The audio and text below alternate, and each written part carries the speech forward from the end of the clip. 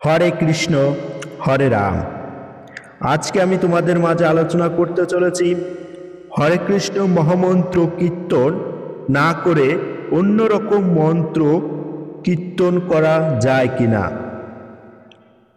বৈদিক শাস্ত্রে কলিযুগের মানুষকে হরে কৃষ্ণ মহামন্ত্র কীর্তন করতে নির্দেশ দেওয়া হয়েছে।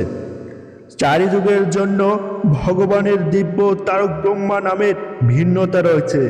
যেমন সত্য যুগের মন্ত্র ছিল নারায়ণ পরা বেদা, নারায়ণ পরাক্ষরা, নারায়ণ পরা মুক্তি, নারায়ণ পরা গতি। ত্রেতা যুগের মন্ত্র ছিল রাম নারায়ণ তো মুকুন্দ মধুসূদন, কৃষ্ণ কেশব কংসহারে, হরে বৈকুণ্ঠ বামন।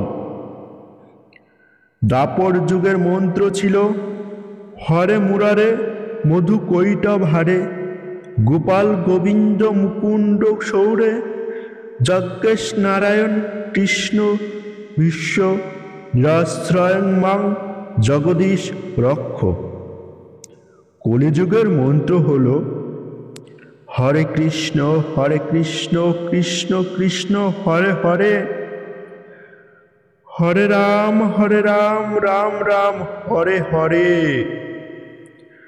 কলি সন্তরণ উপনিষদে বলা হয়েছে হরে কৃষ্ণ কৃষ্ণ কৃষ্ণ হরে হরে, হরে রাম রাম রাম হরে হরে। ইতি ষোড়শঙ্কং নম্বং কলিং শাসনং সনম নাত পরতরূপয়ং সর্ববেদুষ দৃশ্যতে। অর্থাৎ 16 নাম বিশিষ্ট এই হরে কৃষ্ণ মহামন্ত্র কলির কলুষ নাশকারী। এর থেকে অন্য কোনো শ্রেষ্ঠ উপায় সমস্ত বেদ শাস্ত্র দেখা যায় না। অগ্নিপুরাণে বলা হয়েছে হরে কৃষ্ণ মহামন্ত্র কীর্তন করতে করতে মানুষ কৃতজ্ঞ হবে, এতে কোনো সন্দেহ নেই।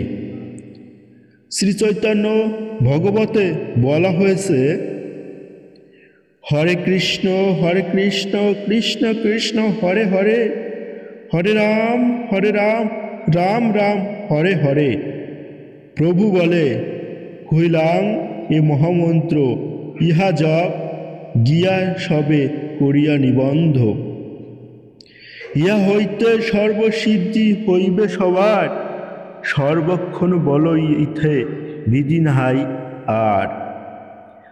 শ্রী অনন্ত সংহিতা শাস্ত্রে নির্দেশ দেওয়া হয়েছে এই মহামন্ত্র বাদ দিয়ে ভক্তির সিদ্ধান্ত বিরুদক্ষ, রসাভাস দৃষ্ট মনগড়া ছড়া বাঁধানো পথ কখনোই অভ্যাস করা উচিত নয়। বর্জয়তাং তুং নৈমাং তদং দুর্জনৈং পরিকল্পিতম, ছন্দে বিদ্যং সুধিন্তং রিবিধং নভস্য পতনম।